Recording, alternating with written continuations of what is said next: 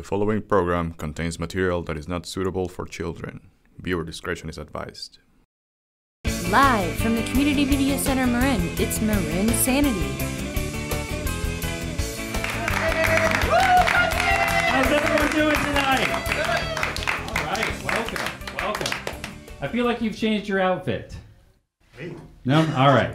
We're just going to let that one go. How's everyone feeling tonight? Good, we're good. Good. I live here in the Bay Area. I have a son. I'm a father. But of course, I live here in the Bay Area, so I never ever refer to him as my son. I only refer to him as my startup. Yeah. I'm going to be honest with you all. It is not going great. It has been 6 years. 6 years. He still hasn't turned a profit. I am just dumping money into him, and so far the only thing he's developed is like a little bit of an attitude problem. I started him with my now ex-co-founder. Like a lot of startups, yeah, it was a little bit of an accident. You know, we were just working late one night. All of a sudden, we had what we thought at the time was like an amazing idea. Before I know it, we're in the middle of an unprotected business meeting. Flash forward 9 months, we are at launch. The plan at this point really is just to continue to grow him and eventually try and take him public. Yeah, I am just hoping and praying that maybe someday, like, somebody wants to acquire him. It's either that or I change his name to Beta, I start over again. I am like the Elon fucking Musk of parenting. It's hard dating as a single parent sometimes. Anybody single? Anybody dating here? No, we've all paired up. Good for you guys. How nice. That's so nice. Let's talk about my lonely life. It's hard. It's hard dating. I was dating a veterinarian for a while. She was great. She was great with my son. Really great. I mean, one time she was watching him. He fell. He scraped his knee really, really badly. But when I got home, she had already put one of those big cones around his neck. He loved it. He could hear things from miles away. When he stood next to the TV, we got free HBO. Everyone was a winner on that one. Then I dated a woman for a while who she was great. One of the things I really enjoyed about her is that she was kinkier than me, which was fun. It was fun. Most of the time it was fun. Sometimes if I couldn't see her hands, I didn't feel safe, but most of the time it was fun. It was fun. It was fun. Sometimes I put bubble wrap on the floor so she couldn't sneak up on me, but most of the time it was really fun. It was a lot of fun. This last Valentine's Day, she told me that I should go out and buy like a bunch of sex toys, like things that I've always wanted to try. So later that night, I sat down at the computer. I had several glasses of wine, and I logged on to Amazon. Because, you know, like I said, as a boyfriend, I am down, but you know, as a Jew, I'm not going to pay retail. So this is why I will never buy sex toys online again. I can't even buy like a pair of pants online that fit right, let alone anything having to do with this region. It's how I wound up with a cock ring the size of a hula hoop. I was feeling very confident about myself that evening. Number two, I bought way too much stuff, like way too much stuff. Like the box that landed on my doorstep looked like it should have a refrigerator in it. It's like I was opening a dungeon or something. But the third and really most important reason is that ever since that night, the Amazon suggestion algorithm has been completely thrown off. Because look, I'm just a dad. I am just buying like school supplies and board games. And now when I go back to Amazon, it just says, hello, Justin. So nice to see you. We think you would really like this strap-on and chutes and ladders. Every time I go back to Amazon, I feel like it's bullying me into being kinkier than I really am. The only good part is I think it's made me something of a celebrity at the Amazon shipping center. I like to think that now every time I place an order, an alarm bell goes off somewhere, everybody from the different departments gathers around to see what kind of magical, mythical box they're going to put together for Justin. Are you guys ready for your first comedian here this evening? Oh, yeah. You ready to get this thing? Yeah, I know. I'm not even counting myself at this point. Our second, thank you, sir. I appreciate that. Yeah, keep it up for me. It's not my fault that in the teleprompter it says our first comedian. It's a passive-aggressive studio. I don't know what to say. Our first comedian is based out of San Francisco. She hosts a show called Standard Deviant Brewery early last Thursday of each month. I want you to make a lot of noise for Mary Bushy.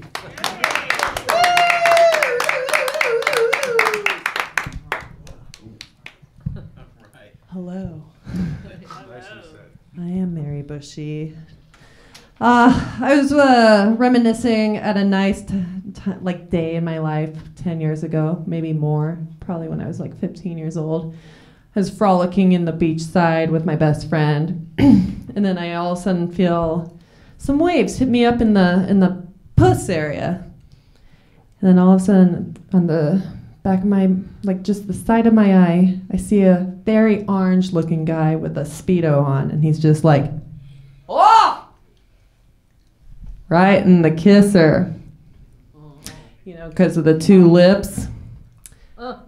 Looking back on that, I believe that it was our president-in-chief. Nice. Nice. Trump was catcalling those 15-year-olds, talking sweetly. But I too am upset that Trump got elected as president because I'm a human being. Yeah. And I too know what it's like to be grabbed in the pussy by tiny hands. Oh man, never again. And I'm now ready to make my pussy wet again. Am I right, ladies? Yeah. I was thinking about, you know how Hillary's always like with her? She's like, I'm with her. Yeah, she was not with Kellyanne Conway. There's no way she's with her. I like how everyone gave Obama so much shit from like 2008 to 2016. They were like, oh, he aged so much. Like, he had black hair and now he's got like white hair. Aged so much, he can't handle stress. But let's take a look at good old Kellyanne. She, has been in there for 6 months. And yes, she has looked like a candy-ass blow-up doll up to that point. But now, 6 months later, she looks like E.T. with a blonde wig on. This needs to stop now. What's going to happen in like 4 more years? Is she going to just show up looking like Anna Nicole Smith's corpse? Ooh. Trim spot. Yeah, thank you. Hope is in this room, guys. Stay positive. Do you guys ever see the movie John Wick? Yes. No. Okay, so a few of you have, but John Wick is about a movie where a guy gets vengeance on 76 people and kills them because one of them killed his dog. Yes. Yeah, and people are like, whoa, that's a little over the board and stuff. Like, but I get it, I get you guys, sisterhood.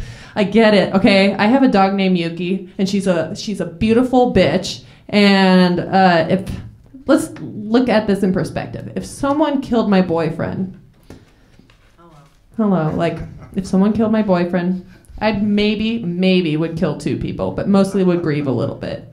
If someone hurt my dog, Yuki, genocide. Done. We're done. Are you guys Dubs fans here? Warriors. Woo, Warriors.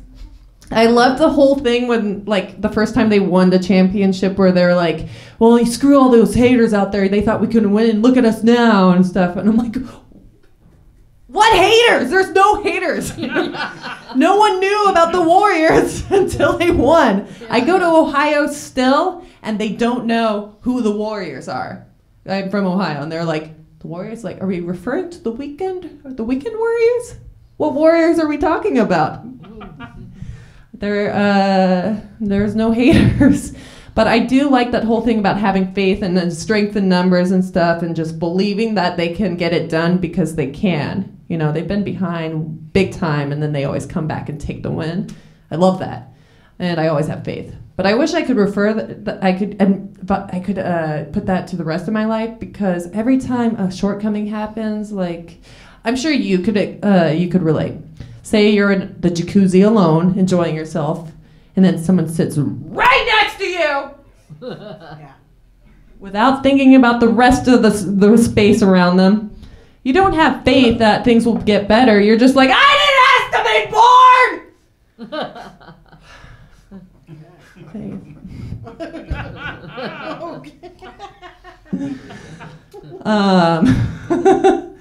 I have a lot of I've made a lot of regrets in my life, done a lot of dumb things, but I do have my dog's initials tattooed on me, and I do not regret that one. I got my best friend's initials on me almost because she passed away.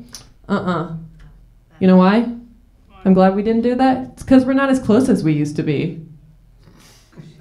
No. Yeah. Yeah. Too soon.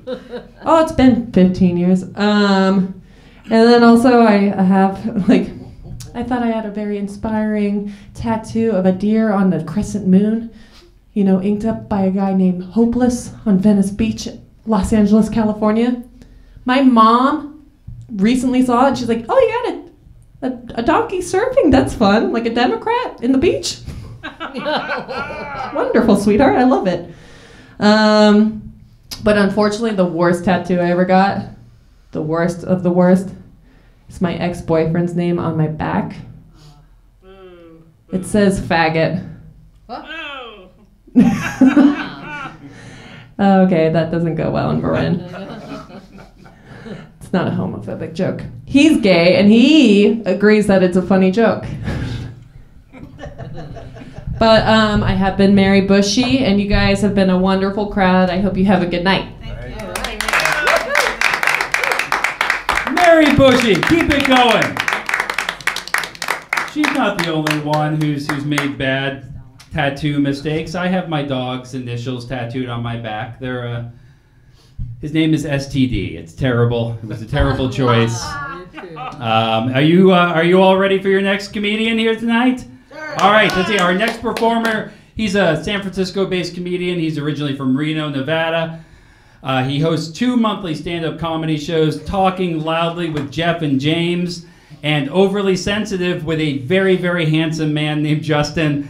Please say hello to Jeff Dean. Give it up for Justin Lockwood, everybody. I made sure to make my intro as long as possible so he'd have to read in front of a crowd as long as he could. That's always that's the worst thing. I hate that. Anyway. How are you guys doing tonight? Yeah. Good? Good? Good. Anybody see the most recent Star Wars movie? By chance? No? No. Okay. It's okay. You don't need to you don't need to have watched it for this joke. I watched Star Wars with a friend, and he didn't like the movie. I liked it. He didn't like it. He said it wasn't believable. And he's a Mormon. So, you know. I had to see it. It's a thinker. That's a sneaky one. But he's my only friend and his mission's almost over. Yeah. So I don't have any guy friends. I moved to San Francisco and I thought, I'm going to make so many new friends. But it's really hard for guys to make friends as an adult. It's very weird. I've noticed, like, girls make friends so easily. Like, the other day I was at this party, these 2 girls, they met for the first time. It was the first time they met. 10 minutes into the conversation, they're like, oh my God, it was so great meeting you. Let's exchange numbers. We'll get coffee. I was like, what the fuck? Like, do you have any idea how hard it is for me to get another guy's number? Nope. Like, I have to hang out with him through mutual friends like 10 times and then, like, leave my sweater in his car or something. Worst part is I hate hanging out with guys one-on-one. It's terrifying. If I'm hanging out with two guys and one of them goes to the bathroom, I have a fucking panic attack, you know? Just hoping to God he's not taking a number 2. I got a new roommate off of Craigslist, and I thought, here's my shot, new guy friend opportunity, you know? Not so much. The guy sucks. He's terrible. We were in the living room, or my room. I live in the living room. And Yeah, so do we. he was about to walk out the front door, and he looked at me, and he was like, oh, going to my girlfriend's house, the things we do for vagina. And I looked at him. And then he just walked out the door. I was like, what do you do for vagina? I want to know. I was so confused. It sounded like an incomplete sentence. Like if he said, oh, my girlfriend wants me to rearrange her furniture, the things we do for vagina, like I'd feel a little less uncomfortable, you know? Anyway. I agree. At least he used the term vagina instead of pussy. I hate the word pussy. I can't stand the word pussy. Everyone called me that in high school. Oh. Really? Yeah. Do girls say that? Like the things we do for penis? No. No? Not too much. Depends. I didn't think so. I feel like it's more likely for a girl to be like, the things we do to get our furniture rearranged. I gotta fuck this guy. Listen to the stupid shit that comes out of his mouth. Thank you. No. I did meet this one guy. We didn't need to meet. We met naturally at a bar. We didn't need, I didn't need to use the sweater move or anything. And I was texting him at work. I said, hey, after work, you want to get a burrito? And the bubbles came up on my phone. I got all excited. He's texting me back, And then they went away. And then an hour later, he was like, oh, already had a burrito for lunch. Sorry, otherwise I would. And it's like, I just wanted to hang out. We could have gotten some pasta. Anyway, we rescheduled, thank God, for a week later. I said, hey, after work, you want to watch the Warriors game at my place? He was like, you know what? I'll be right there. And I was like, shit, he's going to beat me to my place. So I texted him OMW, which is short for on my way. But it auto-corrected to on my way exclamation point, like spelled out. So like now I'm looking real needy, Like really excited, So not off to a good start. He was not happy I lived in a living room.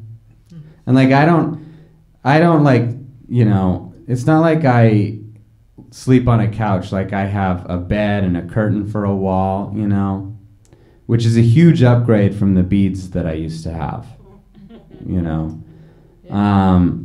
So anyway, there's 2 straight guys sitting on a bed, and I don't have a TV or cable, so we're streaming the game on my laptop on my knees, huddled up together. And my speakers don't work on my laptop, so we're sharing headphones, one in each ear, And yeah, and I didn't see this issue coming. It was pretty awkward. It was very quiet, and I didn't know what to say. Usually, guys, when they're watching the game, they're supposed to chat it up, I didn't know what to say. Finally, I looked at him and I was just like, the things we do for vagina, Oh, Yeah, I know. He never called me back. Oh. Yeah. I quit my job recently. Yeah. And it's weird. When I tell people I quit my job, they're like, oh my God, that's so great. Good for you. I get like applause. It's weird. The other day, someone was like, you're so brave. Which is a stupid thing to say. Because it's been 3 months and I don't feel brave anymore. Like I'm just unemployed now. Funny. No one's like, oh, that was so brave of you to quit your job 6 months ago and still not have a job. And it was brave. The bravest I felt was when I gathered up the courage to ask my dad for money. That was pretty brave. That is. Yeah. It didn't go well. I mean, I got the money. He was just like pretty upset about it, Anyway, she was like, Yeah. You guys have kids? Yeah. They ask for money. Yeah. Oh, they're the worst. Kids. Normal. Yeah. All right. Well, you know what, guys? I had a lot of fun. I've been Jeff Dean. Let's bring up your host, Justin Lockwood. All right. Keep it going for Jeff. Is everybody having a good time? Come on, make some noise for the comedians you've seen so far. Let's give it up. We're all out there drinking wine, keeping ourselves loose. Let's get right to our next comedian as soon as they bring it up in the monitor. In the meantime, we can let's see. What would we like to talk about? We'll do it in editing, but I don't think we have another. We don't have another comedian? That's great. You know what? Let's talk about some stuff, guys. Let's talk about some stuff. You know what? Let's see. Let's talk about being Jewish for a minute. You know, I'm almost 40 years old. I'll be 39 here in a couple of months. It's tough being Jewish. I'm almost 40. I've still never used the words "I'm fine" in a sentence. It's all you. It's all me? Yeah. All right. Oh my God. Those are the words an audience never wants to hear. It's all you. It's all me. I've still never used the words "I'm fine" in a sentence. Like, as a Jew, if you come to me and ask me what's wrong, I'm going to come up with something. Let's talk about my son. So like I said, I was a father. I am a father. He's still with me. He's still around. He goes to school in Berkeley. One of the things I love about the Bay Area, see, I grew up in Oregon, where there was like no diversity, like at all. Like, Oregon is all white. It's all white. There's nothing there. The entire population looks like a vanilla ice cream cone fucked a Mormon. There is nothing going on up there. And so then I moved down here, and it's beautiful. And my son's best friend is black. His name is Jerome. My son's name is Shiloh. And I love that because the friendship of Shiloh and Jerome sounds like the world's best after-school special about like two young boys in the South whose friendship overcame racism and brought a small town together. It's beautiful. They've been friends for years now. They're very, very close. They met on the first day of kindergarten in Berkeley. I went to go pick up Shiloh. I'm looking out over the playground, and I spot Shiloh. He is playing basketball one-on-one with Jerome.